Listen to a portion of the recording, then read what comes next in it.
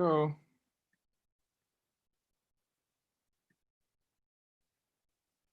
It's happening for real.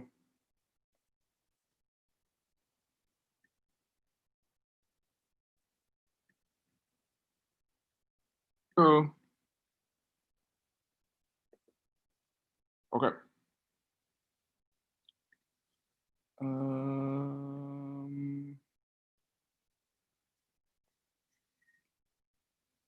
Sorry, 8 million things going on.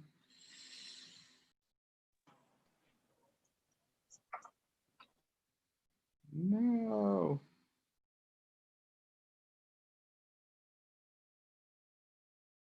Sorry, I'm opening up a portal into another dimension on accident.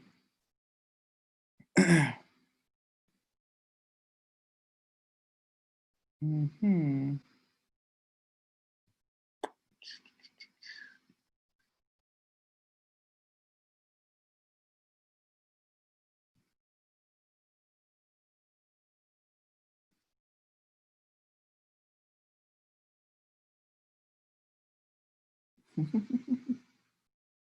Okay, good.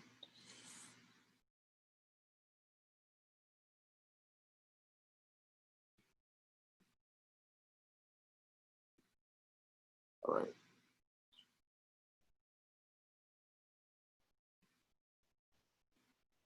All right. Who wants to do the mandala? Mandala.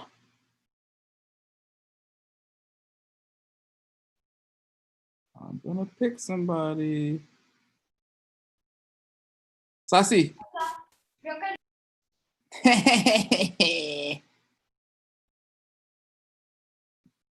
You can just say, all you do is say the first word. All you need to say is Sashi and then go.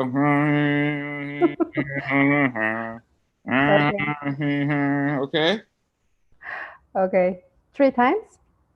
This Sashi, the mandala, you say one time. And Mm-hmm. then, wait, Rick, did you send me both? Yeah, okay. And then this one you say 3 times. So then this one you just say Sangye, and then everyone will go, Churang Soki Choknam La, and you just go, okay? Okay. Wawas. You can do Wawa. Okay, so just say Sashi really loud. Okay. Well, Sashi. Kuki Chokshing Mek Tok Tram, Riravling Shir Nendegen Hati, Sange Shindu Nikte Purwaki, Joku Namdak Shingla Chuparsho, Idam Guru Ratna Mandalakam Niryatayami. Gewa. Nope, Sange. I know. Sange. Churang Soki Chognam La, Changchu Vardu Dakdi Kapsuchi, Taki Jinso Ki Pe Tsunam Ki, Jolar Penchir Sange Jupasho, Sange Sange.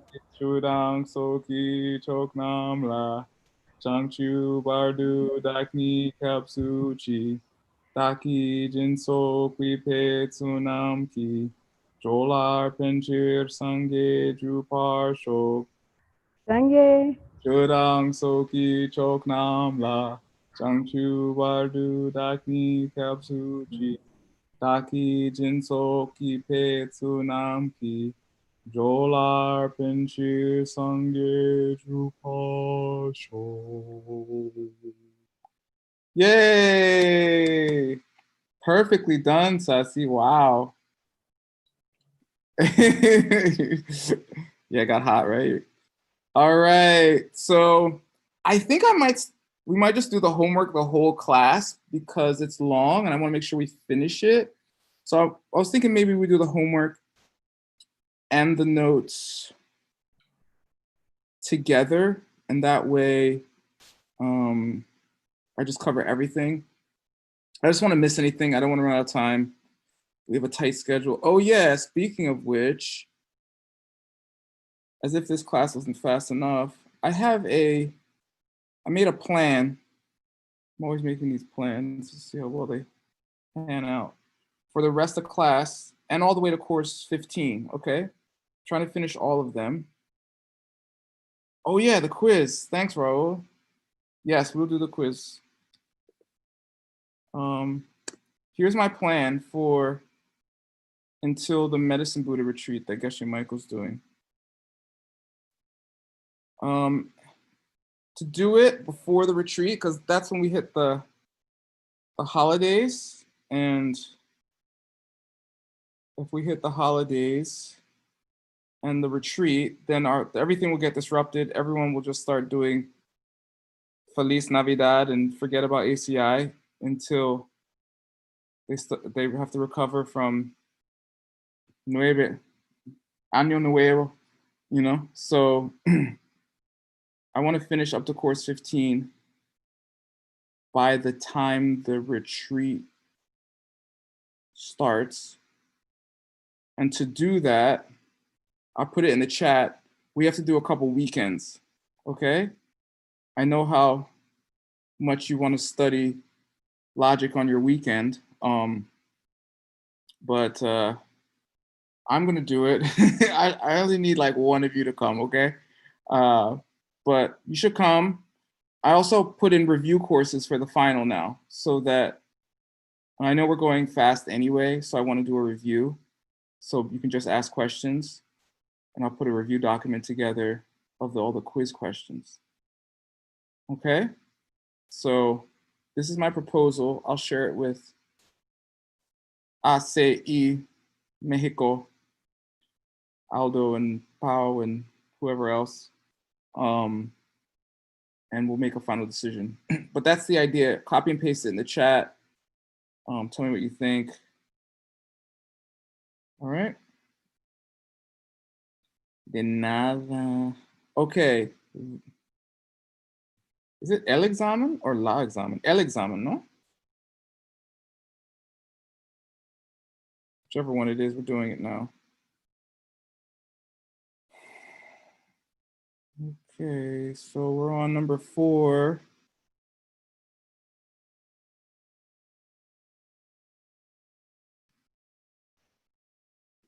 Here we go. Ready? Be ready. No peeking if you're not going to do it. It's not that hard. Here we go. Quiz 4. Go.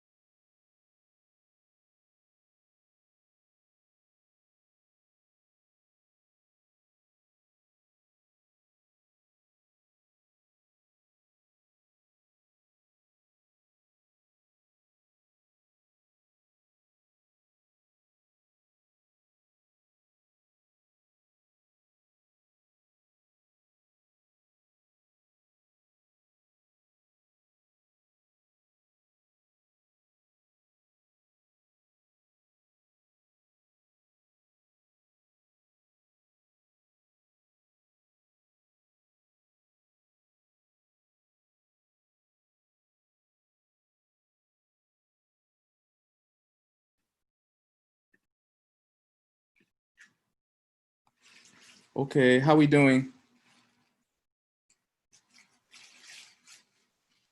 ¿Acabaste? Sí. Okay. All Sí. right. Okay. All right.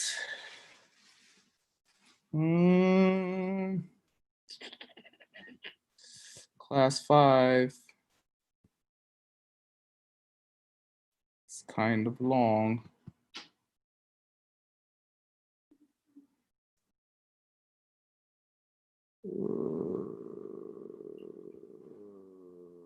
Okay. Hold on, I might do a different screen thing here. One sec.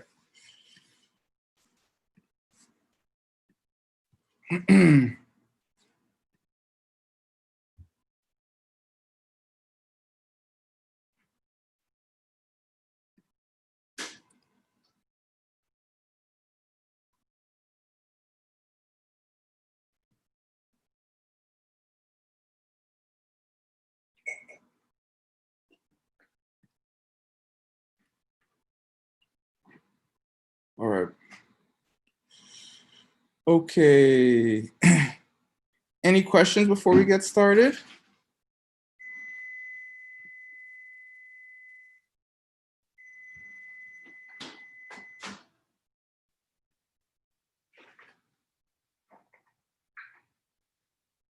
No. Yes, I have one question.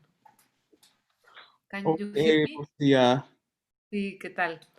I want to ask you, when you said the the that one thing and too many things similar than one thing is like the 500 pesos bill with too many hundred pesos bill. And is that for proof that cannot exist 1,000 pesos bill? Because if is there many others, then there is no one. Is that correct? Are you talking about the proof um, of the proof that says of one or many? Are you talking about that proof, or are you just talking about Yes. Chichak in general? Well, no, yes, I am talking about that.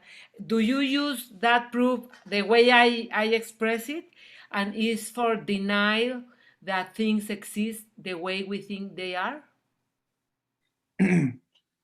The reason I'm saying that, like the Chichak explanation, the example I gave, is about the fact that things could not be self-existent. Okay. You you couldn't call something the same by the same name and have two of them and they be two separate things. Mm. If if two things were if any one thing like 500 pesos was called, if any one thing is called 500 pesos, how could another thing be called 500 pesos, which is completely different than that thing because everything is unique, and still be identified as 500 pesos and be spent as and function as 500 pesos? Mm-hmm. You understand? Yes. It's impossible to have two different things that you identify as the same thing and can be used in the same way and have the same exact name. So what would be, if is that not the situation, what would be the situation, the real one? That is the situation. It's Okay. it's impossible from their own side to both be called Yeah. 500 pesos and and be seen as two separate things that exist separately. Okay. By the own side, that's what I was missing then. Yeah, this is Chiche Jock. So what Chiche Jock is saying, what we're saying with Dunshis is that the quality, which is called a Dunshi, which is 500 pesos, has the characteristic of many different bills.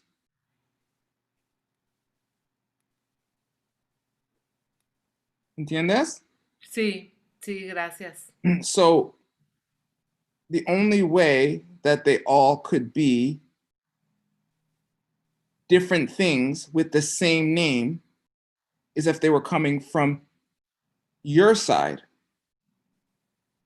Because if they're coming from their own side, then there would only be one 500 pesos in the world. Okay. You understand? Does that make sense? Yes. Yes, makes sense to me. Thank you very much. I get it now. Okay, it's hard because it's so hard because a self-existent thing is so hard to think of because it's impossible. And so even the thing you think is there, you couldn't even really imagine it. It's like something that exists that changes but doesn't change. That's what you're saying. Because if a pluma didn't change, then you couldn't write with it. Correcto? Sí. But you still always just call it pen, even though it changes. So how could it be pen instance after instance and yet change completely every instance? Que check, every instance, right? Okay. Do pens change? Yes. Okay, so how often does it change? When you are writing, they are changing with the ink you are spending. All the time are changing. You are moving them from place to place. Siempre, because even existe, if you're changing things, existe, it's changing. If it's just sitting there too, correct? If it's sitting there, also change. If I'm not moving it, Of- change because change my perception. No, a changing thing is always changing. That's what makes it changing. And if it's just sitting there, why is changing? Because it's a changing thing. Okay, just for that. No, really. I mean, if you have food just sitting there, doesn't it eventually rot? Doesn't it become bad? Come back to watch it. Become bad. Ah, yes. Destroyed by the Yeah, time. yeah. Yes, Time, it exists. By definition, it changes just because of time, yes. right? Mm-hmm. So Will how can get you dry and everything. Yes. so it should have a name, it should have a new name every instance, or how could you identify it as a pen? Mm. It's impossible. How could it have the same name and exist in different instances as a completely different thing, which is the definition of changing? Okay. True? Yes. You can't partly change. You can only completely change. And once you're changing, you can't stop changing. Right? Infinite changes until destroyed. Correct? Yes. See, Think about it. It's a little I hard. will. Thank you. Thank you very much. Por nada. Okay. I know it's hard. English too, so it's a lot. Um, Imagine being Geshe-less, learning in Tibetan. All right. All right, I want to do a split screen thing. So let me do that.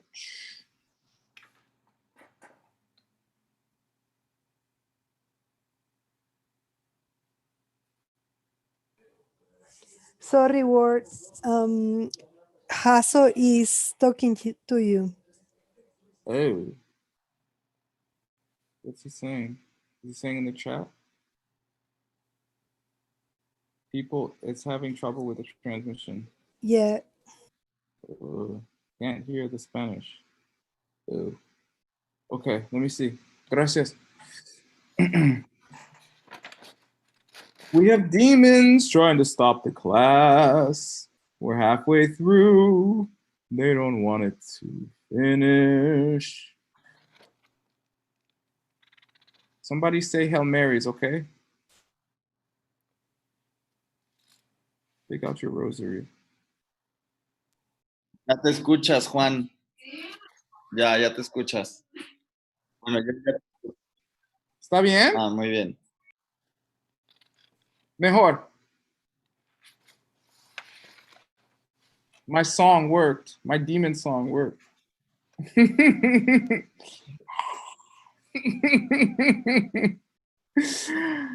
Okay.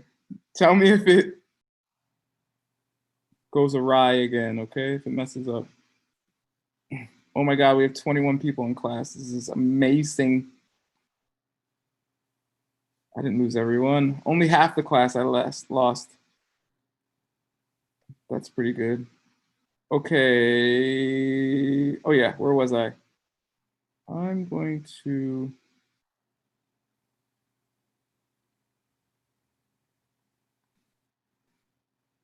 do it like this.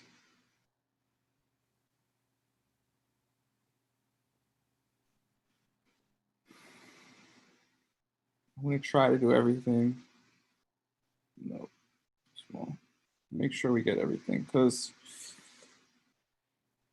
I don't know. I have a feeling it's gonna come down to the wire now.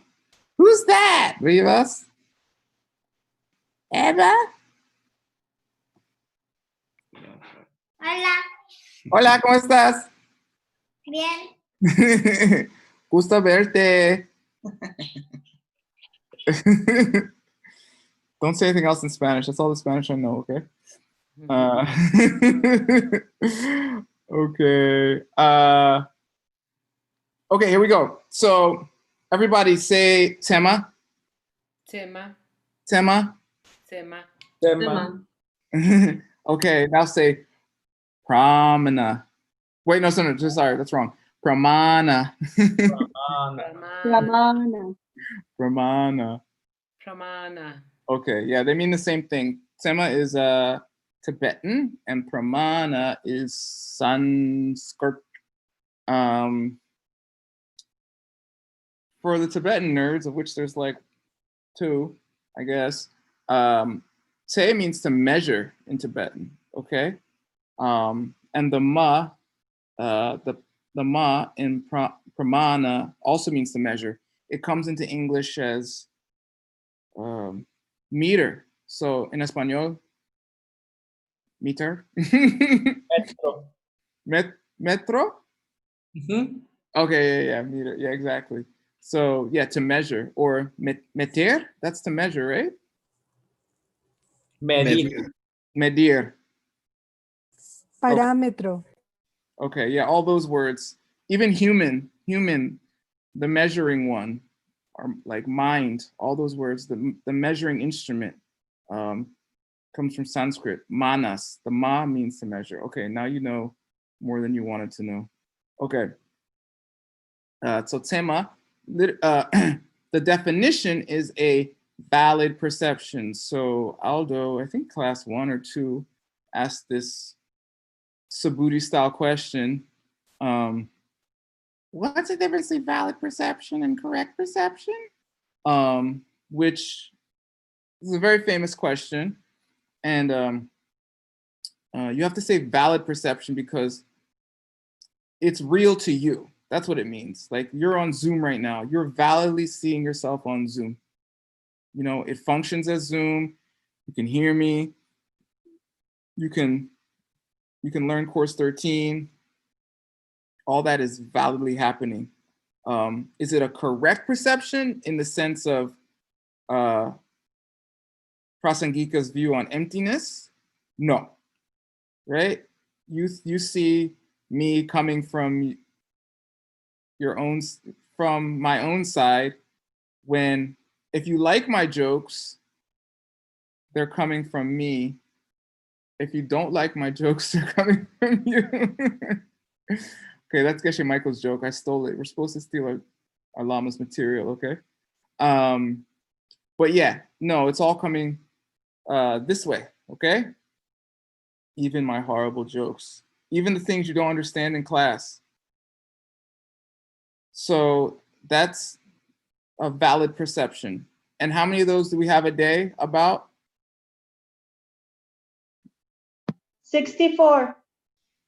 65, a finger snap times 60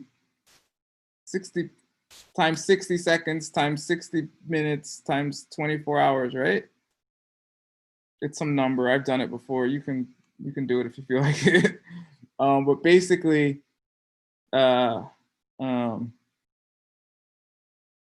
thousands, right? And then a few times a day we have say min. Say min.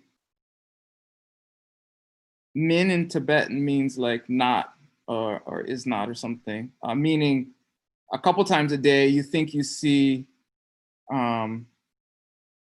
you know, you think you see a peso on the ground, but it's really just like a, how do you say? Grabar? What's a staple or something? I don't know. Paperclip.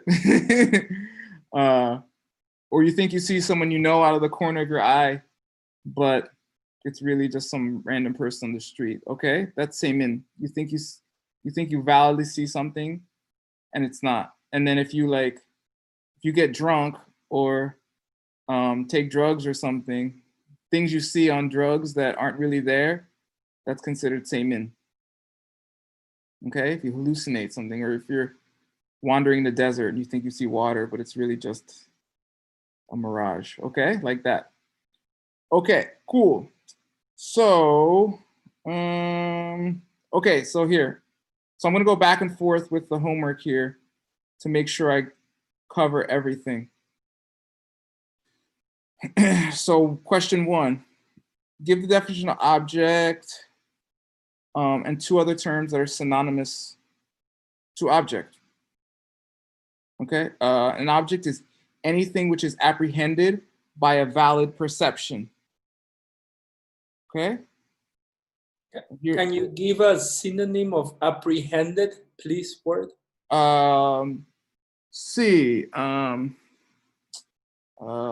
perceived. Okay. Perceived. Yeah.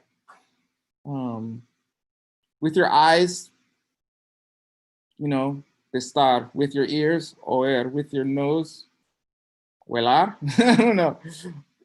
Right? Whatever it is. Yeah, perceived. And I'm gonna kind of skip past a lot of Tibetan just because of time, although it's awesome and you should learn all of it, okay? So synonymous to object is, okay, we have to do Tibetans here, right? To Tibetan here. So objects, existing object, an object apprehended by the mind, okay? So dunchik means they mean the same thing, right, Hasso? Tun. I know you're translating, but I'm going to teach you this word whether you like it or not. Tun means to mean or goal, right? Like tunjup. Yul means object. Yupa means existing thing. We had it when we did the synonyms for something that exists, like yupa. And then shelja, I mentioned, you probably don't remember, maybe you do. Shelja literally means like weighable thing. So again, Geshe-la used the word apprehended here. It means something that you can that you can measure, right? That you can actually like see the dimension somehow, perceive it, okay? That's what it literally means, but it just means existing objects. Okay, shelja.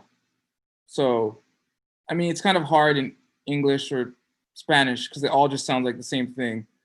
It's like objetos existe, objetos existe. Like It just, but in Tibetan, I don't know, I guess they have slightly different flavors. Okay, but if you want to become a translator, you'll see all of them in text quite regularly. They interchange them. Even tun, actually, it's so funny. Here they use tun chik, meaning one and the same, but actually tun is one and the same. Tun is tun chik with these two, because tun means object as well. That's funny if you know Tibetan. If you don't know Tibetan, then it's not. Okay.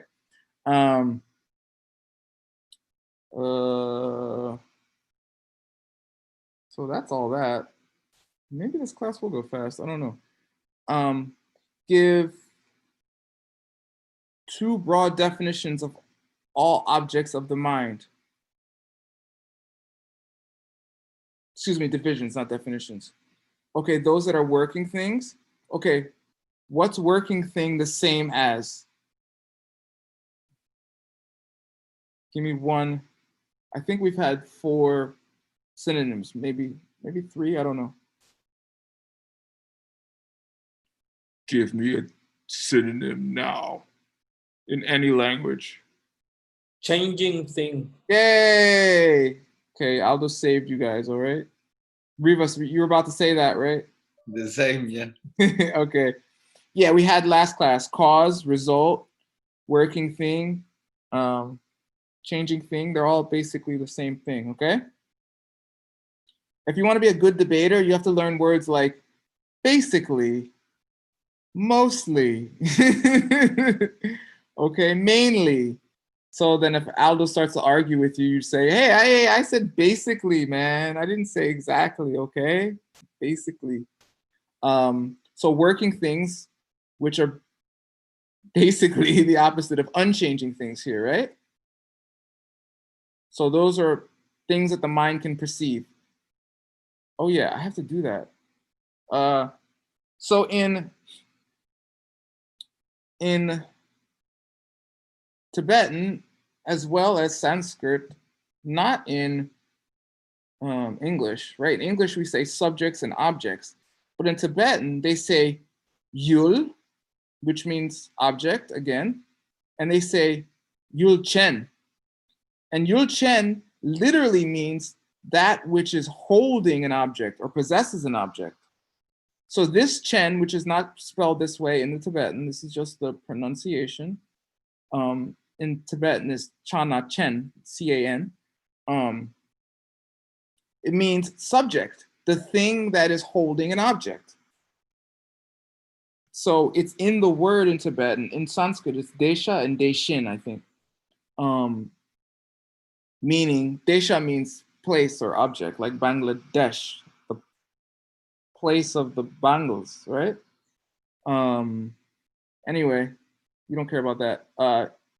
Yul is an object. The person who holds a yul, or the thing that holds a yul, is the subject, which is you know, or mind.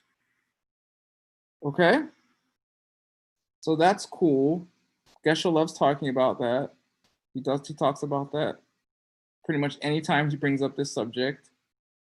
So I taught you, okay? Maybe you'll make some money next time you see the Holy Lama. All right. Good. So yeah, working thing we've had ngupo, we've had a lot of times, and unchanging thing, takpa, not takpa. All right, moving right along here. So then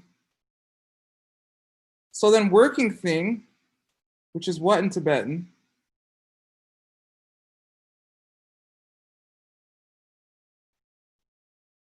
Right here on the page, ngupo. Okay. Can be divided into 5 things. So this is the classic way in the Abhidharma Kosha, by whom? Master Vasubandhu. Yay, whose brother was? Sangha. Who? Yes. Who believed in the Abhidharma Kosha, Master Vasubandhu? Did he, Aldo? No. No. No.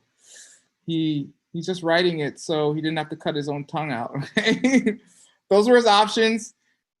So he picked Abhidharma Kosha. Okay. Okay. So anyway, in that text, which is a compilation actually of several Buddhist books from before its time, it talks about this subject, which is called pongpo nga. Say pongpo. I mean pongpo nga. You have to don't use your tongue. Look, nga nga nga. You have to learn that sound if you want to speak Tibetan. It means I too, basically. Nga means I. So if you want to eat or anything, you have to learn to say nga. Like I'm hungry.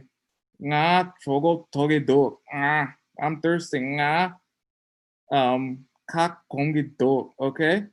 So nga means 5. So pungpo na is famous subject. It's the 5 heaps. Who taught this famous subject first? Who taught all? Yeah, who taught all?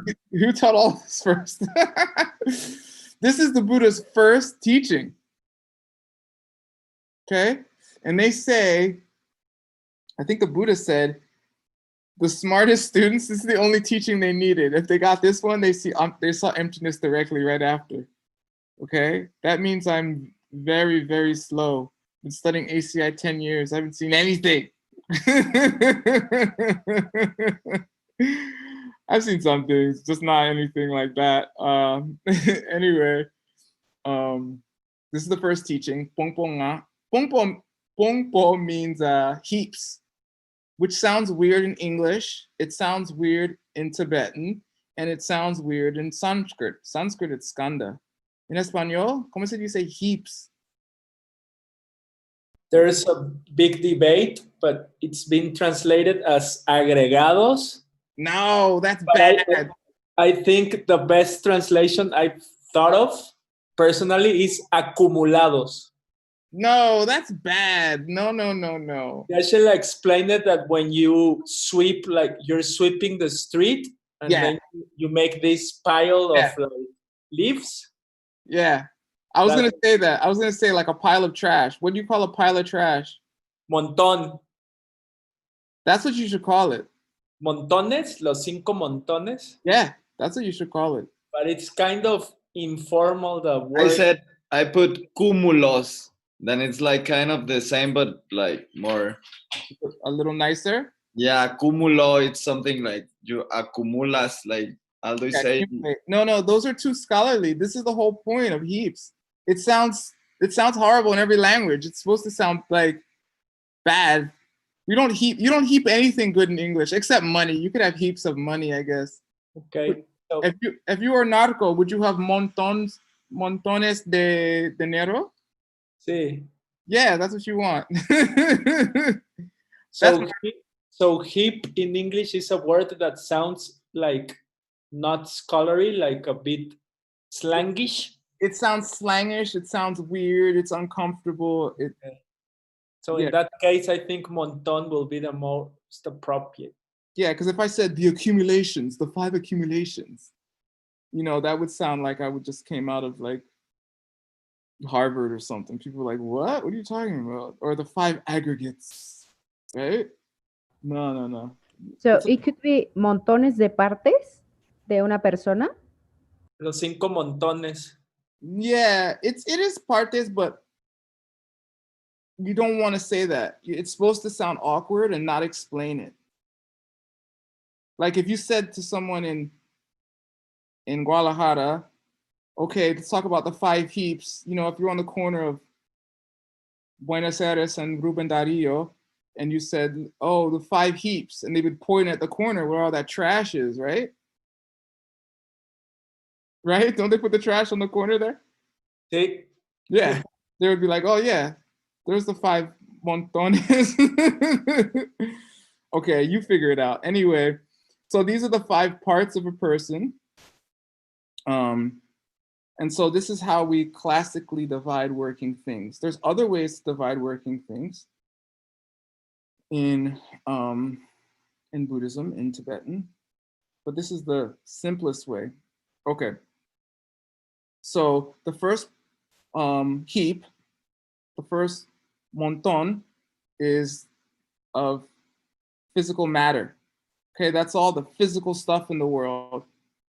So there's a couple ways to look at this. I hope I'm not going too fast for Hasso. How's he doing? Is he breathing? Okay. Hasso, I can't go slower, I'm sorry. You're gonna be an amazing translator, okay? So this is for your body, because this is the parts of a person or this is the parts of the world kind of, right? So for your body, it's like the physical parts of your body, right? Let me see. Tus brazos, tus piernas, tu cabeza, tu vaso, pulmones, hígado. Okay, I'm running out of parts I know in Spanish, but you get it. Physical matter. But also, some texts include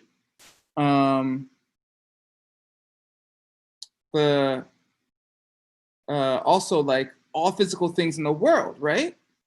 Because when we say, so it's not even just like the physical parts of you, it's physical, right? Like whatever chair you're on or whatever wall is behind you, right? Because it's the wall in your world.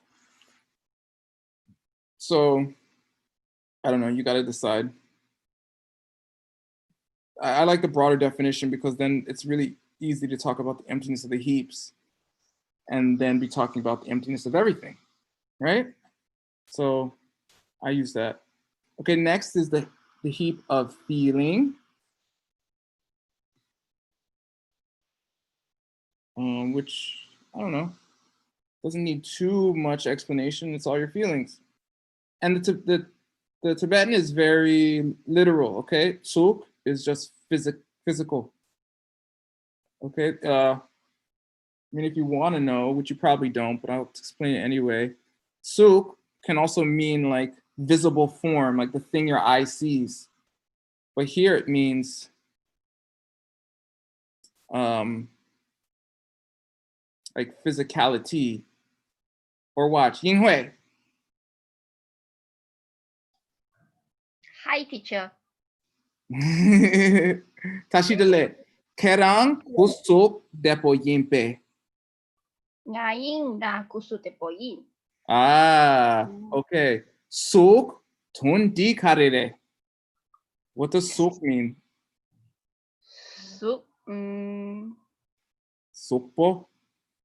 sup, fine. Kusuk. No, it means body. Body, okay. Right, Body. your body is fine, right? That's what it, saying "Cómo estás?" How are you in Tibetan? You say, "How is your holy body today?" Okay, this is suk. Okay, good job, Yinghui. Thank you. All right, so feelings is sorwa, and then discrimination. So this is like being able to separate good things from bad things, yellow from red, up from down, me from you, okay?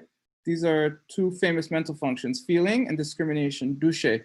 Dushe means a concept or to discriminate.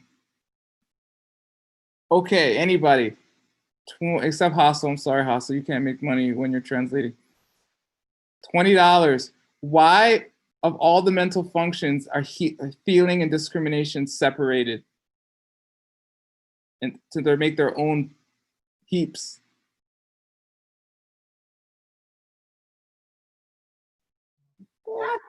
Like, why are they separate? Yeah. Like maybe because you discriminate and then you feel? Yeah, and? They create afflictions. Yeah, so? Come on, Aldo, give me one more thing for your money. I mean, you can name it. yeah, it's true. I'll give you your money. It's right. The Buddha separated these two out because they're the things that cause all the mental afflictions, all the problems. All your mental afflictions come from saying, "Oh, I don't like her," and then you start to get angry, right? Go away. Okay. So he said, I believe in the Abhidhamma Kosha, we separate out those two because they're the two that cause all the mental afflictions in the world. But you said the key word, Aldo. I'll give you your money. Put it in Juan's account. Hassel's gonna be rich. Okay, Hassel. I can't promise you when you're getting it. Your money's getting big though. I might stop giving money away to you guys now. Okay. Okay. The heaps is other factors. So this is just all the other mental functions: hope, jealousy, pride, happiness, bunch of other stuff. Okay. Duce. And then the heap of consciousness, which is just the fact that you're conscious, the fact that you're aware. All right, so those are the 5 ways to break up working things. Got it? Okay, there's another way, because the homework is long this time, okay? I don't know what happened. Geshe was like, just drop it all in one class. They'll get it. So then if you want to talk about physical matter, the heap of physical matter, exclusively you have outer physical matter, and Tibetan just says that, chi suk, and then inner physical matter, which is nangi suk. Nang just means inner, chi means outer. Blah, blah, blah. He says that in the class. Oh, wait, here it is. Yeah, so inner physical matter just means like what's in your body pretty much. Okay. And I don't know, there's this whole Abhidharma debate, which is actually really important if you think about it. And I have thought about it. And I've thought about ways to explain it to people because, I mean, one of the key problems with our mind is where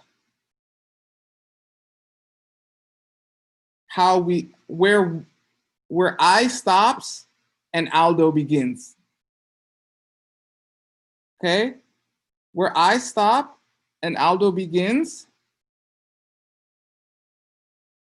is the reason I suffer, right? The fact that in my mind, I don't call it, it's not, I don't know, what would it be? Word Aldo.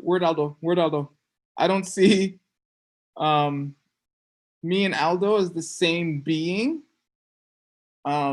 means that I will inevitably suffer, right? So there's kind of a question, like, where do you stop, right? Because like, people just usually think they stop at their body, right?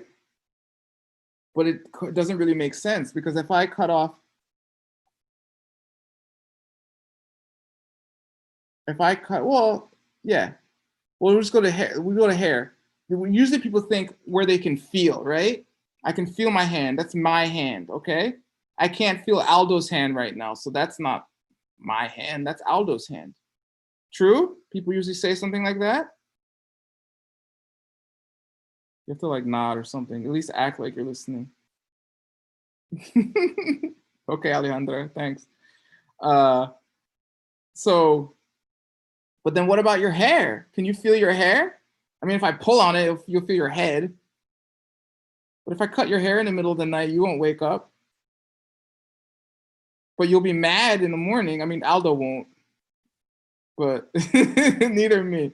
But Alejandra be mad, okay? If I cut her hair in the night, right? Muy, what's it? Anejo, aneja, anoja. right? Because it's you. To you, your hair is you, even though you can't feel it. So where do you end? It's not at the nerves. Your hair doesn't feel. So they talk about this in the Abhidhamma or like the fingernails. You can cut your fingernails. Every time you cut your fingernails, you don't go, ah, ah, ah, right? There's no nerves in there. And then what about like your house? What if I don't know what happens. How do people feel when their house burns down? Are they happy?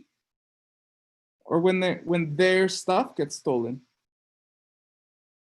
How do I feel when Aldo's stuff gets stolen? I'm like, that's not my problem, right?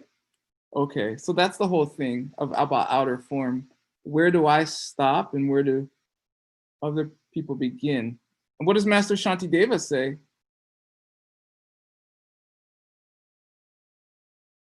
This is course 13. You already took those courses. You stop where the hands of every living beings Stop. Yeah. Yeah. Master Shantideva says, a normal person says, I should keep my money or there'll be none for me. But a bodhisattva says, I should give all my money away or there'll be none for me. Right? Because they understand seeds. If you think things are self-existent, then you want to keep all your money. You'll do anything to defend your body from another pain, even up to war and to kill another person. But if you had any concept of bodhicitta, right? Freedom for the four attachments. It's next course, but maybe you know about it. Shempa Shidra. If you had any kind of practice of bodhicitta, you'd give it all away as much as you could all the time. Okay? I don't do that, but maybe you would, okay? Maybe I should. Don't give too much away though and get all mad about it. I've done that too. It's not fun. All right, good. So that's Chi Suk and Nangi Suk, inner and outer form, with some Master Shantideva thrown in. So give the definition of a subject. Subjects. Here we go. The definition of a subject is any existing thing which engages in its object. It's interesting. Geshe says it's. Yulchen Gitseni, the definition of Yulchen. You should learn this one Tibetan word for this class, Seni, right? Because we're Senipas. If we're studying ACI, we're definers. What's it in Spanish? Definitiva doras? Definidores. Definidores, okay. Exactly. Okay, that's why he says it's, because this rang means your own, which is important. Why is that important? Because it's the perception of that subject. Yeah, exactly. Yeah, I can't say what an object is. I can't for Raul right now, right? It's because it's not my mind perceiving that. I could perceive him and he could be perceiving something else. So he could be an object for me from my subject mind, but what he's looking at right now is an object for him, right?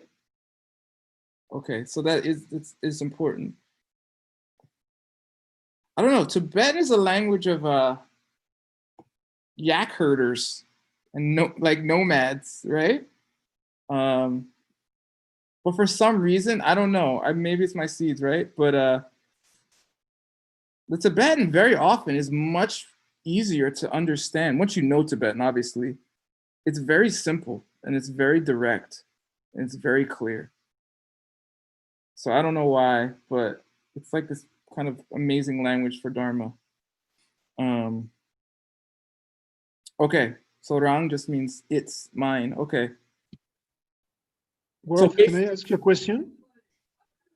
See. I just want to make sure if I'm understanding correctly and if it's the same definition. Yeah. Because this is the definition of subject. But in the logical statement that we saw last class, the first of the three parts is also called subject. Is this the Oh. same subject? No. Good question. That subject is the chichen. That's the thing you're considering in the syllogismo, the logical, the formal logical argument. It's This like el sujeto. Yeah, objeto, sujeto. Mhm. This is the conscious being's yeah. This rang or this its means sentient being. Something with a mind, seeing something, perceiving something. Right? So again, in Tibetan, it's different words. Tibetan is Chuchen and Yulchen. Different words. Okay? So you entiendes? Sí, sí. Muchas Okay. gracias. Okay, de nada. Okay. Okay, that's definition of subject. Good. Oh yeah, you should listen to all these classes too. I'm definitely not covering things Geshe-la covered. And then, you know, because your questions and stuff, I'm emphasizing some things that weren't emphasized in the class as much. But again, all these things can be talked about quite in depth. This is a review class, all right? Name 3 kinds of subjects and give an example of each. Uh-oh. Here we go. 1, states of mind as acting as subjects, right? An example would be jealousy, right? Like my jealousy sees, I have a lot of jealousy objects. Okay, we'll use Aldo right now. Sees Aldo in his awesome house in Guadalajara with his awesome girlfriend, with his awesome family, and I'm like, Aldo, yeah. So my jealousy is the subject and the object would be Aldo, right? So that goes into a deeper subject called Semen Semchong, meaning like the main mind and the mental functions, right? So like if I say I'm angry, the next question my friend would ask me is, oh, what are you angry at? Right? Because that would be the object of my anger. Okay, so that's that first one. That's the kind of subject which is a state of mind. Okay? And then there's the kind of subject which is physical. Okay, so we divided the world into 5 parts, right? Montones cincos. Is that right? I don't know. Cinco montones. Okay, 5 montones. Okay. Sorry about my bad Spanish. I'm rusty, okay? Give me a break. There's a plague. I can't come to Mexico, okay? But there's other ways to divide the world too. So the Lord Buddha said he explained emptiness, or he explained the world in Pungpo, the heaps. And I think at least one of his 5 original students saw emptiness directly. I think what's his name? Kashyapa, I think. Mahakashyapa, I think is his name. Anyway, and I think the other 4 saw it later. So all 5 of those students saw emptiness directly from just this teaching. That's like Geshe Michael teaching you the pen once, you jumping into meditation and boom. Okay, that's the dream, all right? But But then for students who didn't understand it, he had to elaborate more. He had to explain more. So, so you can divide the world into 5. Then you can divide it into 12. And then you can divide it into 18. Okay, so 5, oh my God, 12 y 18. Okay. So if you divide the world into 18 parts, you include the sense powers, which in Tibetan is wangpo. Okay, the eye. So the eye sense power, which is the like nerve in the eye, the ear sense power, which is like the nerve in the ear, right? Whatever the functional part of the ear is, right? The nose sense power, which is whatever, chemoreceptors or whatever. The tongue, which is like taste buds. The touch, you know, which is whatever nervous system thingy. And then the mind for thoughts, okay? So Miki Wangpo, or eye sense power, its object would be colors and shapes, right? Those are the objects that the subject of the eye sense power holds. Got it? Because the definition of a subject is any existing thing which is engages in its object. So for this it's here, I did say it's sentient being. In this case, it's not, okay? And then all these arguments come, well, what about trees? Trees feel stuff. Are they Yulchens? Are they subjects? And you can have a whole argument about that. I'm not gonna have the argument with you right now, okay? But that's the point. Got it? Got it? No, but I'm gonna keep going anyway, okay? Okay. You have to at least shake your head. You have to at least nod your head or something, okay? Thanks, Martha. One person.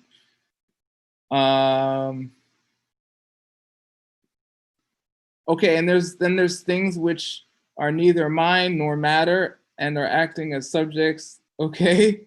So we had this when we divided the world into all of its possible parts, and we divided, we had changing and unchanging things, right? And of changing things, we had 3 types. We had physical, mental, and that which is neither physical or mental. Okay, remember that? I think it was like 2 whole classes ago or something. Which was like Friday, okay? This class is going fast, I know. Okay? So that's in Tibetan, it's called Den Min Duchi, which you don't care about, but someone will watch this video one day and they'll care. Den means to have, min means it doesn't. So it's not either of those things, physical or mental. Duce means it's still something that changes, something that functions. Okay, and the main example, there's 2 examples usually, but the main one for this, maybe the only one, I don't know, is a person, right? Aldo. Aldo's not his body, Aldo's not his mind, it's Aldo, the thing which is Aldo, which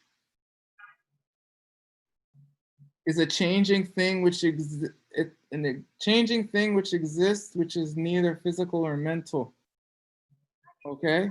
And that's a hard thing. I'm not gonna explain it. Maybe I can't. Could seeds be an example as well? Yes, Aldo, but I wasn't gonna bring that up.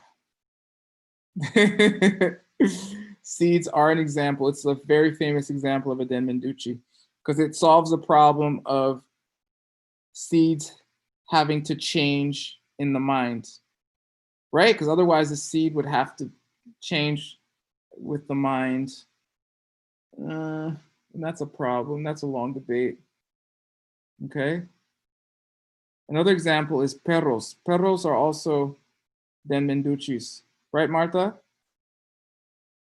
She's got a dog there. It looks cute. All right, cool. So a person, so Aldo, quote Aldo, all right? And this is the Tibetan for person, Kongsak. All right, okay, we're like halfway through the homework, all right? It's long. Is there any questions? I don't even give you guys a break in this class if you hadn't noticed. Alejandro notices.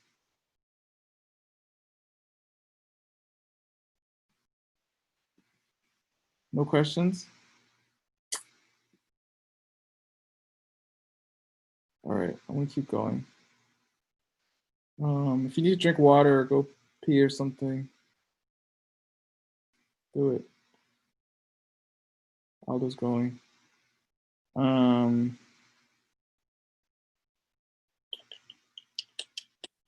next question is hard. And the homework is long. See this?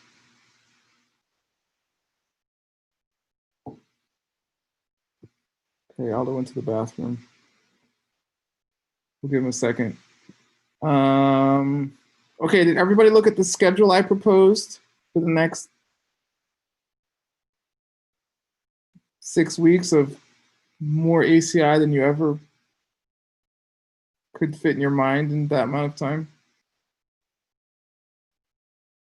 Okay, look at it because maybe I'll try to send it out or something. I'm really bad at that stuff. Maybe Rick wants to do it.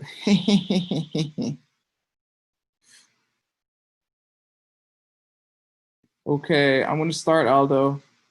Come back. Okay, so now we're gonna name the two broad categories of mental things accepted by the Buddhist logic schools, but not by a consequent school of the middle way, okay? $20. Somebody tell me the name of the logic school in Sanskrit. Vaibhashika. No, that's the Abhidharma one. Try again. Sautantrika. Who said that? Raúl. Oh my God, it's as if someone was paying attention when I was teaching. One person was Aldo. Okay, Raul, I have no idea how I'm gonna get this money to you, but Don't worry. In Sedona. okay, maybe I'll see you when this plague is over. Okay, I'm gonna owe a lot of people money. They're gonna be chasing me. I can handle it though. Okay. Exactly, Sao Trantika. Okay. Anyway, as opposed to Prasangika. So there's a whole big argument between some of the lower schools and the upper school about how the mind perceives itself. And I know the argument pretty well because Geshe-la asked me to be a mind-only nerd for the rest of my life and translate this mind-only book. And the mind-only school is pretty crazy about this thing. They have big arguments with the middle way. So I don't know. I don't pretend to. I mean, I got the basics, but I don't pretend to know it perfectly. And we don't have time to get into it a lot. But basically, the argument is something like this. How can the mind see itself doing something? Okay? And so in the logic school, which is also called the Sutrists, which in Sanskrit is Sautrantika, the suture people, right? The sutra people. They and the mind-only school both believe, I don't know if their belief is exactly the same, but they believe the mind has the capacity to see itself doing something. Okay? and that's called rangrik, which just means self-perception. There's a fancy word in English called apperception that no one knows unless you're like a psychology major or something like that. So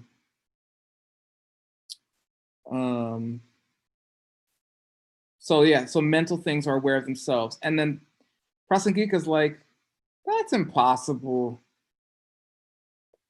And I think Master Shantideva says, the reason we know we were in Zoom class is because we remember seeing ourselves in Zoom class, not because our mind was perceiving ourselves as being in Zoom class while we were in Zoom class, right? And that's super complicated argument. And I'm just laying a seed and moving on. And then Shenrik, which is awareness of everything else, of other things besides the mind. Okay. Okay. We're moving on.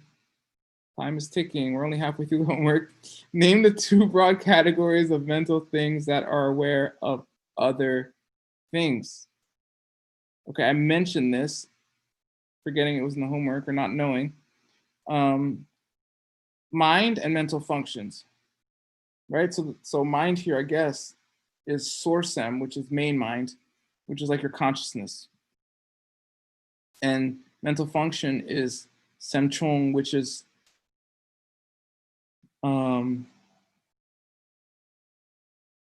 like hope and anger, resentment, love. There's 51 of them in mind only. I guess in Sautrantika too. There's only 46 in the Abhidharma school. I made a whole chart, if you care. You want to see my chart? We don't really have time, but Yinghui said yes, so that's good enough. Okay, I was really nerdy. You should see the original. Maybe I can find the original. Oh my God. I probably can't find it. Maybe I'll find it. Wait, hold on. Do I want the whole world to see my files? Nope. Hold on. Who knows what lurks?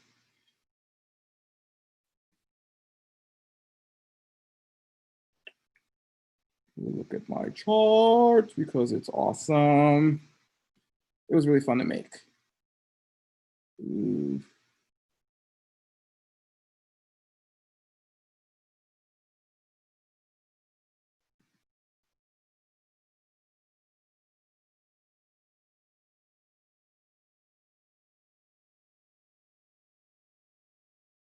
Okay, let's see.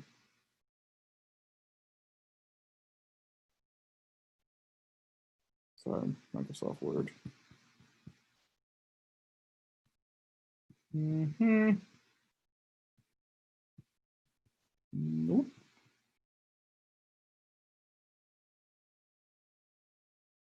Let me try again.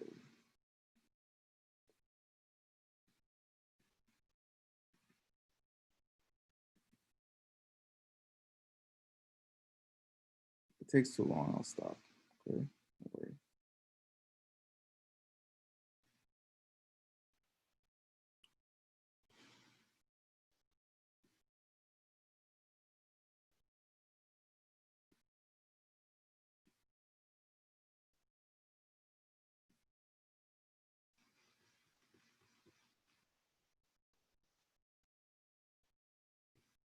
Ooh, I found it.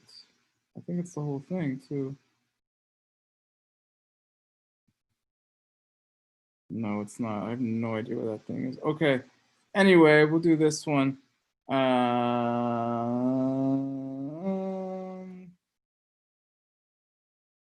Yay! Here it is. I even put the Chinese in. I should say simple, not simples. Okay. Simplified. There it is. It's beautiful. I color coded it.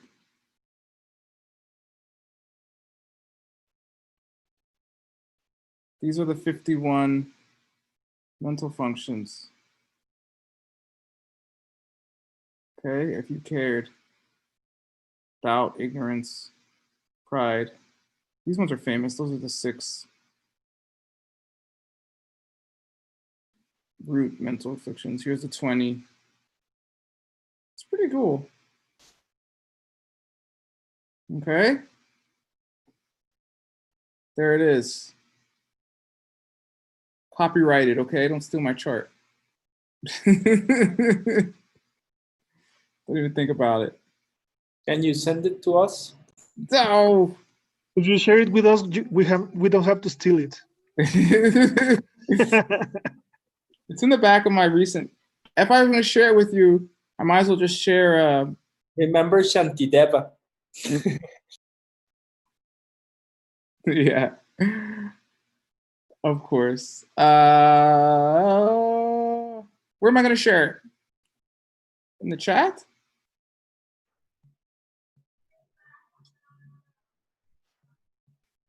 I don't know where to share it. I can email it. I can email you my whole recent copy of the Mind Only text. That's the easiest.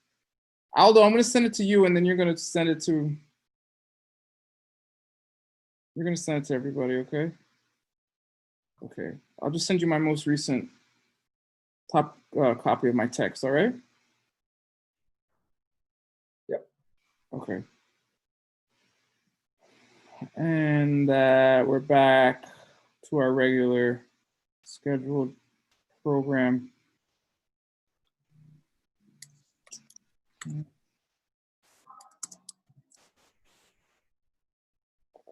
Okay, here we go.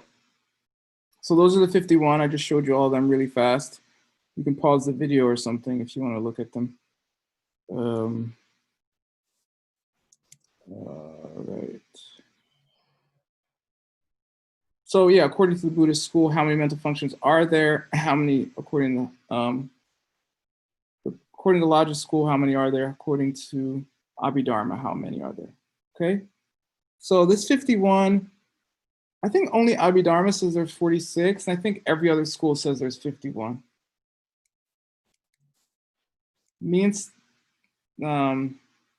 teacher Stanley, because he's doing Abhidharma from now until 2040 or something. He's gonna do Abhidharma, and I think he made a chart of his 46.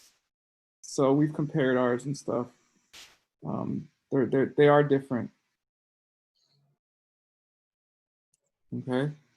Yeah, send Aldo your email addresses if you want. My Mind Only text is like very hard, okay? You can look at it if you want. But it's by Jason Kappa, and he says this is a hard book, okay?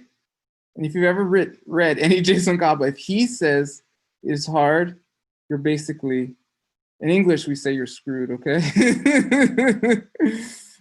Okay, for a very vulgar way of saying it, but in this case, it's true. So good luck. All right. So yeah, the 2 broad categories of mental things are that are aware of other things, right? Mind and mental functions, of which Abhidharma school is 46 and the other schools are 51. I think they're all the same in the other ones. Okay, now, question 10. Is everyone doing okay? Hope everyone's okay. Alejandra. So Alejandra, in the monastery, they say, sometimes they say, go to the more advanced class, you know, maybe you'll know 2 things or something. And then one day you'll start spouting things about logic. You have no idea where it came from, okay? No worries. Just relax, just let it all flow. So mental things can be divided into perceptions that are valid and those which are not. Okay?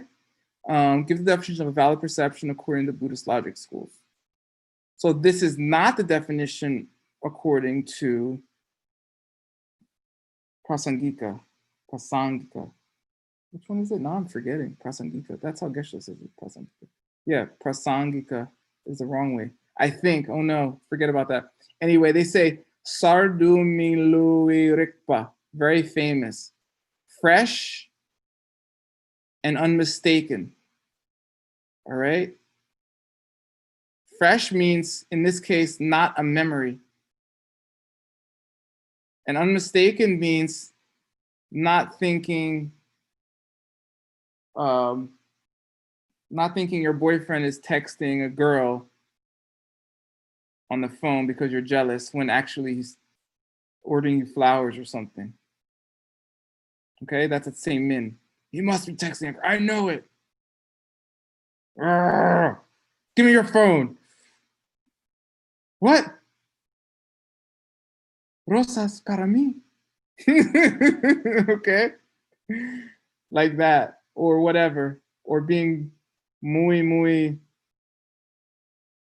borracho, borrachote, and having too many coamas and thinking someone's trying to fight you when they're just saying hi or something, okay? Don't drink coamas. Okay? Okay. What's the other name for them? Tortugas or something? You could say something like turtle or something, right? There's some other word. This is the Spanish I learned from the Sangha, okay, in Guadalajara. If you're wondering how I know all these, I don't know any real Spanish. All I know how to say is like, ay wey, caguamas. With my Tapatio accent, okay? All right. You know who you are. Anyway, so fresh and unerring is a definition of a valid perception in the logic school. Okay, fresh meaning not memory, unerring mean you're not drunk or something. So there's more than one kind of valid perception. And this is very, very, very famous. And if anybody's doing anything YSI, Master Patanjali talks about this as well in the famous book, the Yoga Sutra. Okay? And he talks about the three kinds of perception. Oh my God, I forget the Sanskrit, but you don't care anyway. But here it is. You can have a direct valid perception, which is like I'm seeing Rivas smiling right now directly. Okay? And you can have a conceptual one, or one based on logic. So logically, he smiled after my Kawamas joke, so he must be laughing about that. Am I right, Rivas? I'm telling the joke to my mother-in-law. Wow, see, that's how funny it was. Yeah, so that was J-Pak Sema. I didn't actually know why he was laughing, but I said something silly, and then he started to smile. So logically, probably my silly joke, okay? And so they say if your logic is really good, and it has to be good, you know, that's why we're taking this class, because there's things you can see with logic that you can't see directly. And this is one of the problems right now in the world. Why is this a problem right now in the world? A very big problem. Tell me. Use one word to tell me. 3 syllables. Okay. No one's paying attention to the plague. Corona. Okay? One of the main issues with coronavirus or things like it is it's invisible. If corona was, I don't know, killer flies, right? Moscas. And then when the fly bit you, 4% of people died. And all you had to do is wear a t-shirt. Everyone would be wearing a shirt. There would be no argument. Are the flies biting people? Are the flies killing people? No. They'd be like, look, the fly, run away, okay? But because corona is invisible, it takes somebody who understands, right, logically, to explain to you, well, this is how that invisible thing acts. If someone breathes on you, if you touch something they touched, what has it on there for this many days without sanitizing it and then touching your face or your mouth or your eye, you'll get infected. Some people don't show any symptoms. Because they don't show any symptoms, they can be infected, you can get it, you can die, even though they don't show any signs. People who are vulnerable, who already are sick or older, so forth, can die more easily. So you can kill somebody without knowing. Okay, you understand? That's all based on logic, okay? So if you're a logician and you watch the news for 3 days, you just wear a mask and carry hand sanitizer everywhere, and don't leave the house for 7 months. It's fácil, okay? Understand? Use logic. That's the point of this class. All right. So that's JPOC Sema. That's as opposed to Nyunsun Sema. All right. Okay. Name 3 types of conceptual valid perception and give an example of each. Okay, here we go. So that based on deduction, which is what I just explained. So JPOC literally means, actually, this POC means, I think it's related to the word talk, which Hasso usually remembers if I ask him, but he's on the thing. Talk means to like realize or understand. I'm gonna check. Who wants to look at the dictionary with me? Yay! Nobody, but I'm still gonna do it. Okay, Yinghui shook her head, so she nodded. Okay, let's look at the dictionary. Because I don't know, I wonder about this stuff, and then I think I know, but then you never check. And then you might be wrong. And then you teach people the wrong thing, which is bad karma. Okay, so this POC is spelled DPAG, DPAG.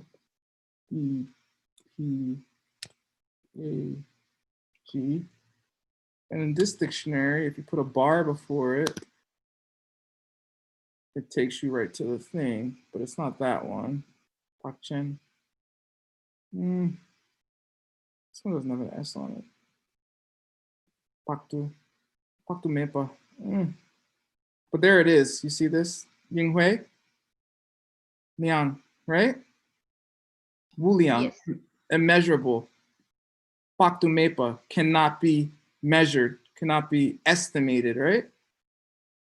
Pakpa.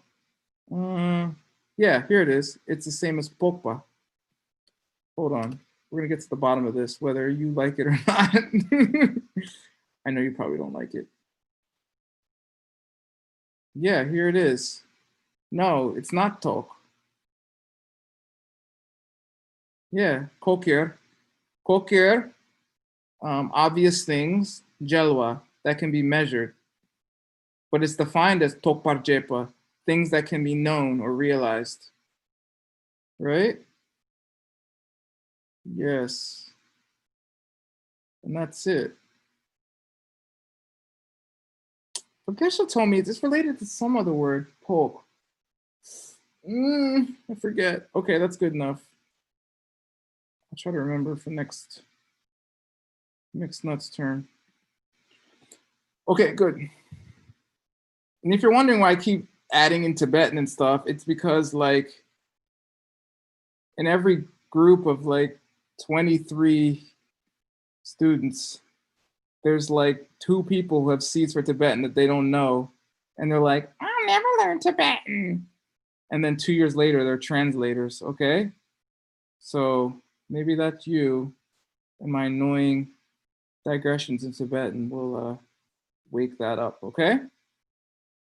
All right.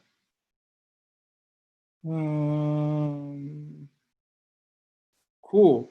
So 3 types. First, by deduction, right? This is like Sherlock Holmes enters a room and nobody sees anything. He's like, oh, Watson, you see this bit of hair right here? What is it, Holmes? This means the killer was the Duke. And everyone's like, oh, how does he know? And he tells some amazing thing about how he figured it out. And everyone's like, okay, whatever you say, Sherlock Holmes. Okay, next is conceptual valid perception based on convention. Okay, so this is this is just knowing how a culture talks about something. There's many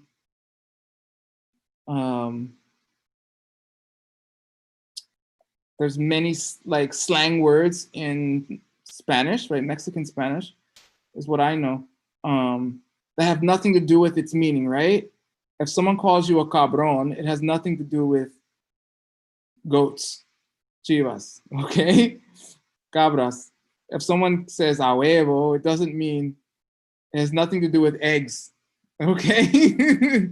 I told you all the Spanish I know is from Hero. Geronimo taught me Spanish. 1 month in the monastery, I learned no Tibetan. I just learned Spanish curse words, but like that. So if you hear someone say, there's a, like the home for the rabbit in Tibetan, it means the moon, because when they see the moon, you know, we see the man on the moon, and right, if you look at the moon, but in Asia, apparently they see a rabbit. I think I've seen it before too. Someone points it out, you can see it. So they call it the home of the rabbit, but it just means moon. It doesn't mean anything to do with a rabbit, okay? So that's by convention. And then this last one is very important, okay? And I could tell you many stories. Do I have time to tell a story? We're almost done. I'll tell you stories. I'll tell you parts of stories, okay? This is edited. If you want the real story, you have to catch me in Diamond Mountain or something. Or on the streets of Providencia, okay?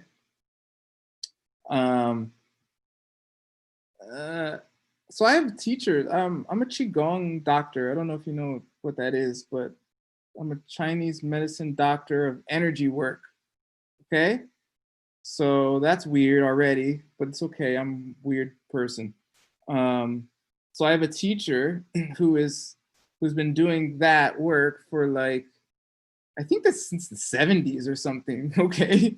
So like, how old is, like 50 years or something. Like as long as Geshe-la's been studying Buddhism, he's been studying like Qigong and Kung Fu and other things in that realm. And anyway, his teacher, who was a Shaolin Kung Fu master, like a real one, like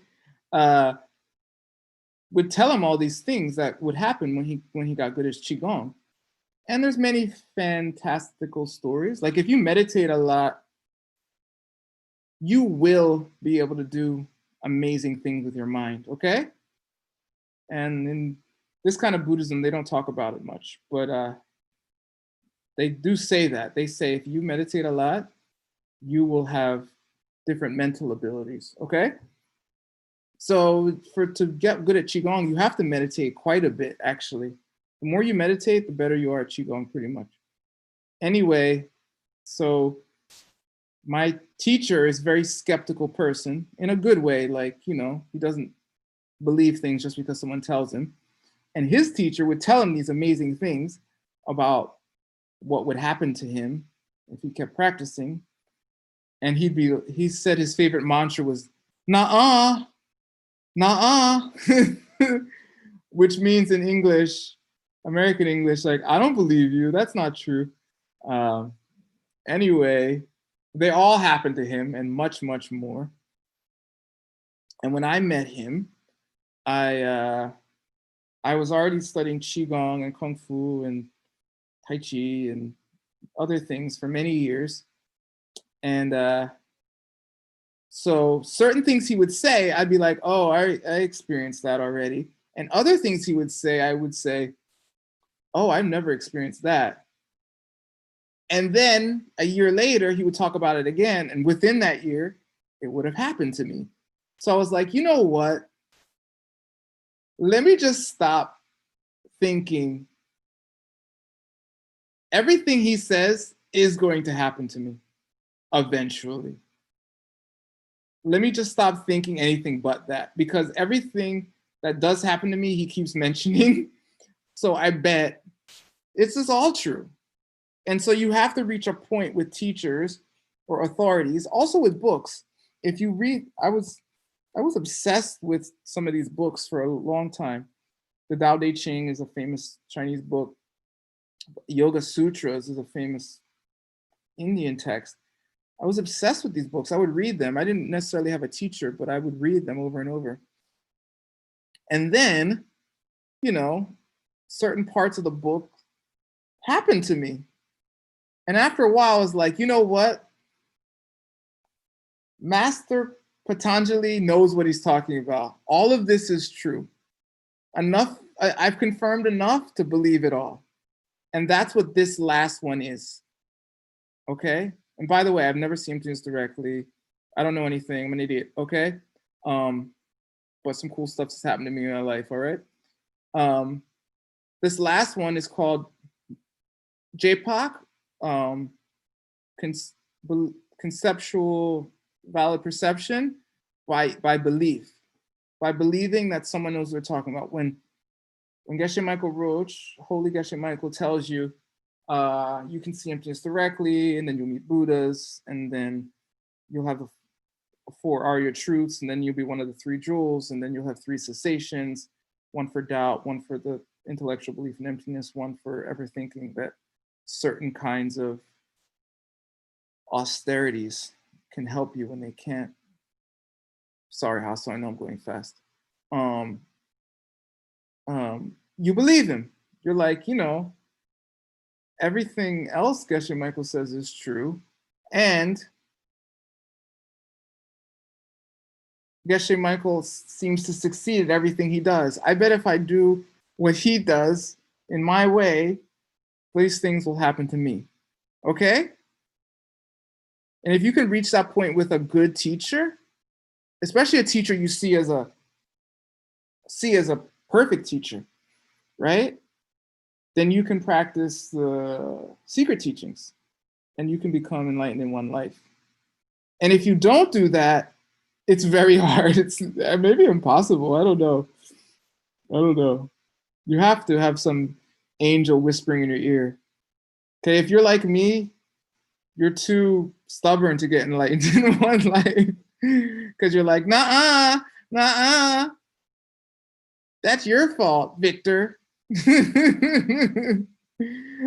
That's your fault, Ria. Okay? Whoever it is, whoever's close to you who's actually an angel and you think is just a normal person, all right? Okay, anyway. If you want to know more about that, you gotta finish your ACI courses. Okay. Speaking of which, question 13. Name the 3 categories of correct reasons we get when we divide correct reasons by their basic natures. Okay? I don't remember this part in the class. Did we do it? I think this might not be in the audio.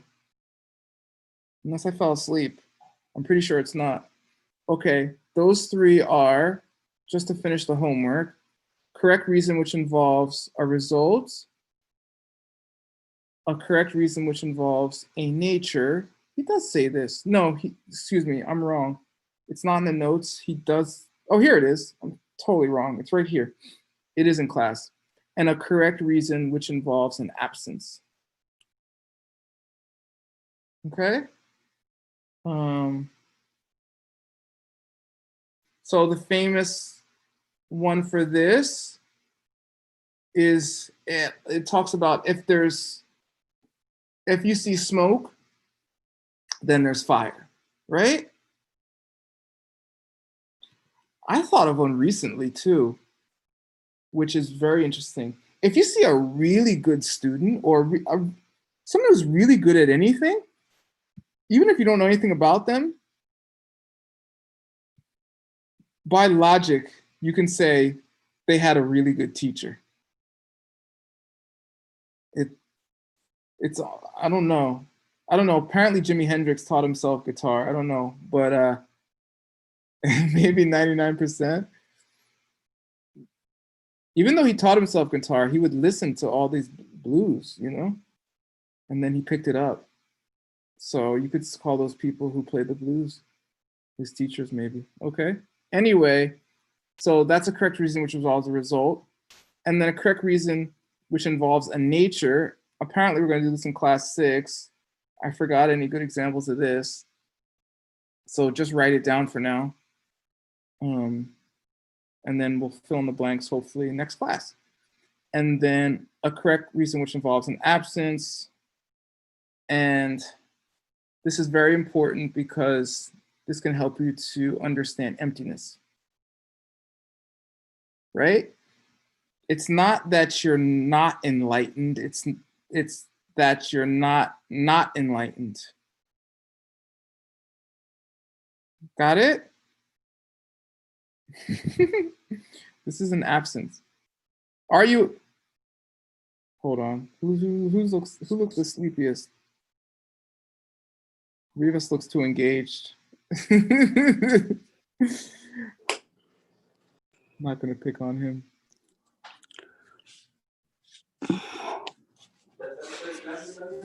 No, todavía no. De 8 a 10. Neutral. Ya empezó. Okay, I'll pick Rivas anyway. I don't want to wake anybody up. Rivas. Yeah. Okay, let me see. Take you.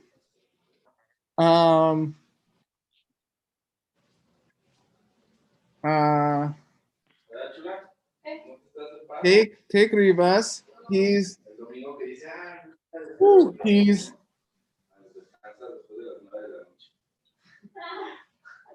he appears human. Whose house is that? Is it your house, Rivas? No, it's Tania. Tania, tienes tu micrófono. Okay, I did it. Yeah. Hasso, excuse me, Rivas. Take you. You're human. You appear human. I don't know what you are, but we'll just say you're human because you're not self-existent.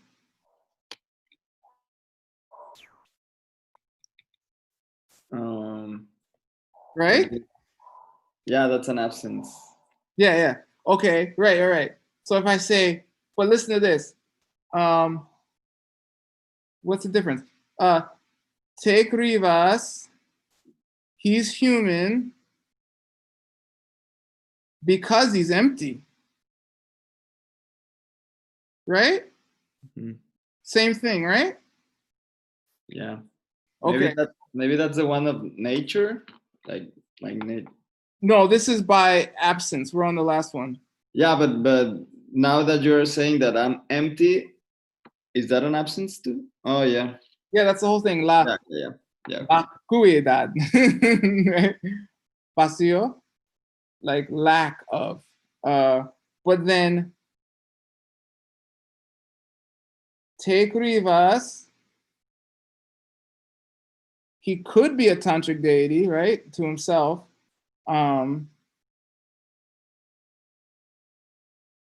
Because he's not a human. All right? Yeah. Does that make sense? You get it? Yeah. Okay, are you human? Yeah. Yourself, or whatever. Pretending to be one, right? Are you self-existently a human? No. Okay, so that means, oh wait, yeah. No, so you are human, and so you're not self-existent human. Okay, but that means if you're not self-existent human, that means you're not an animal. No, because that would mean that I am an animal, right? If I'm not an animal, I am an animal. Yeah, I know what you mean, but it's not that you're not human. It's not that you're not an animal. It's that you're not an animal. Oh my God. Okay, I'm confusing myself. We'll think about it, okay? Let's finish the homework. You calling him a monkey? No, I'm calling myself a monkey. Question 14. Give an example of a logical statement which is correct that involves a result. Okay. Consider a mountain pass where there is a cloud of smoke. Okay. There must be a fire there because there's smoke there, right? Consider Aldo. Consider Mexico where there's an Aldo. He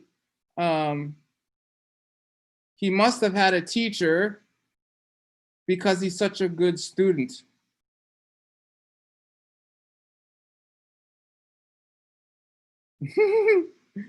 You're like, maybe.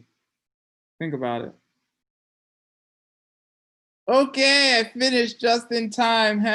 2 minutes left. Are there any questions?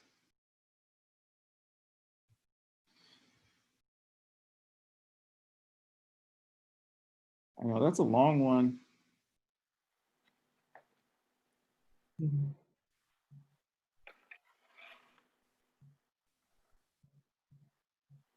Okay. I have a question, but regarding mind only. Okay, go for it. If you want to leave now, this is the perfect time to leave. Or go to sleep. Okay, Aldo, what's your question? I was listening to Geshe-la's Mahamudra retreat on sequel on 90 in California in the 90s, late 90s. Yeah, talking about the 6 flavors of emptiness. Yeah. It's in Santa Cruz. Oh, in Santa Cruz. Yeah. And then he comes to the 3rd flavor, mind only, where he talks about the emptiness of being an accident, meaning you and what happens come from the same seed.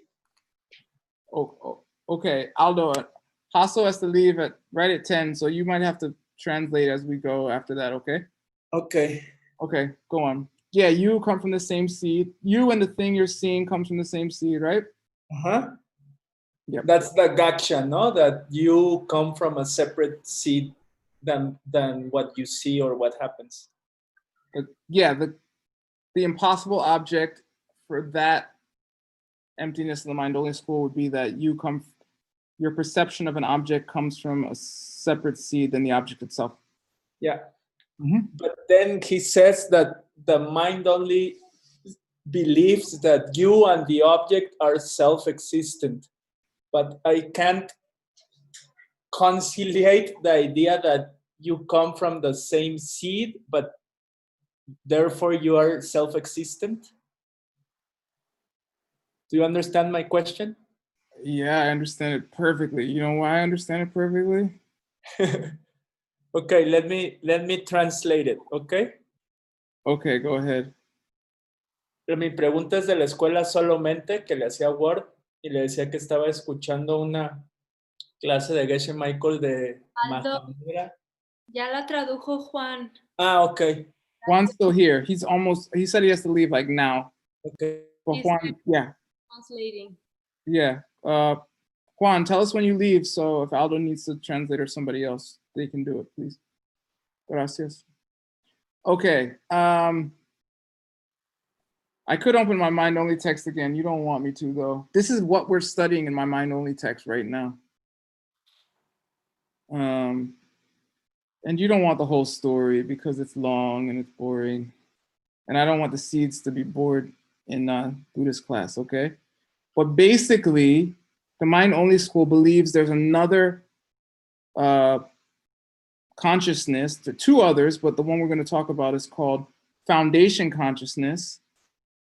And that consciousness is the foundation of all the other consciousnesses. And in that in that consciousness is where all the seeds are kept. Okay? Those seeds, when they ripen as the tun, which Hasso knows now means objects, and the wangpo, the thing that perceives the object. Okay? If you listen to Mixed Nuts this term, and you didn't fall asleep in my class, which I don't blame you, okay? That's what we talked about. Okay, so this Geshe Michael talks about this thing like this, right? It splits, the seed splits and becomes the thing you're seeing and the thing you're seeing it with. Right, Aldo? Okay, now here's the big problem with the mind-only school where it divides from the middle way schools, okay, especially Prasangika. The mind-only school believes the thing that is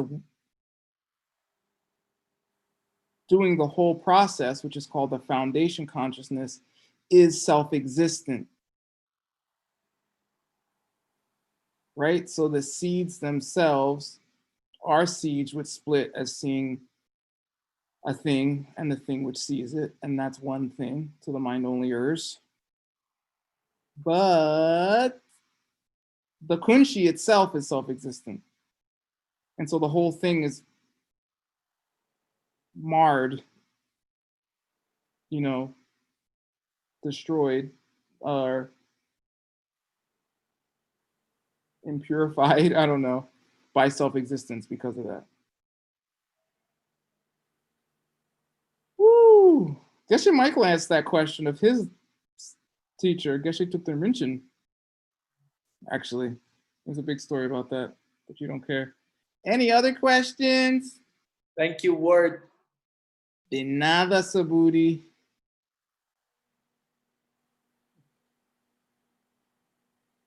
Everyone else is like, just let us go, please. I'm done. Okay, Hasso. Especially Hasso. Yeah, Hasso's out. Okay, we're gonna stop the class. Hasso's, when the translator leaves, party's over, all right? All right, I'm gonna pull up this Sashi business that Rick was so good to send me. Thank you, Rick. Where is it? Gracias, Hasso. Hasito. I know I talk really fast. Okay. All right. Sasi. ¿Quieres intentar otra vez? Okay. Hey, you got to say Sashi once and Gewa once, okay? That's it. You got, in English, we say you have one job, okay? Don't mess it up. You only got one job. Okay. Okay, go ahead. Okay. Sashi. Puki Jushin Metotram Rihab Ninte Kempati Sange Shindu Mikte Ulwarji Drokun Namdam Shingla Trupar Shok Idam Guru Ratna Mandala Kiniyata Jami Gewadi Kewokum Sonam Jeshe Tsotsoshi Sonam Jeshe Lejuwe Tampa Guni Tuparsho. Yay! Wow, Sassy. Muy bien. Somebody help me. I don't know who, but thank you. Okay. Great. Okay, so see everybody on Friday. Please study. This is a longer homework, so you got to study a little more for the quiz. And then I'll talk to ACI Mexico, Pao and Aldo and whoever about the schedule change that I proposed. I hope it works for everybody. Can you send us your schedule proposal via WhatsApp to Pau and me, please, Word? Yes, I'll send it. And I was going to send something else. Didn't someone else ask me for something? Yeah, you have to send your mind-only text. Okay. Oh, yeah, that was it. Okay, I'll send that to you. I'll send it all to you, Aldo, and then you guys figure it out. How about that? Yeah. Sí, y yo les voy a mandar el texto que me mande Word a todos los que me pusieron aquí su correo. Okay. Gracias. Gracias, Word. Muchas gracias, Word. Word. Gracias, Pues ya terminé el Gracias libro. a los traductores. Gracias, Word. Gracias. Gracias, mi objeto. Casi me faltan unos detallitos. ¡Uy, Alex! I finished the Karma of Love Word. Holy crap, really? Yeah. Felicidades. You must gonna have the best relationship ever. Yeah. I hope Oye, so. da una clase sobre todo eso que has traducido. Maybe. ¿Cómo que maybe? Better not to promise. Yoga del corazón también, Rivas. Okay. Gracias. De una. Rivas is awesome. Vámonos. I'm still on my first book. He's on his like fourth. Okay. I'll catch up, Rivas. Okay. Thank you, Word. Okay. De nada. Okay, I love you all. Have fun. See you on Friday. Wait 1 second. I have to copy this email. Okay. Okay. You got it? Thank you. Bye. Okay. Anybody who wants it and didn't write their email, send it to Aldo, okay? Okay. Thank you. Adios, amigos.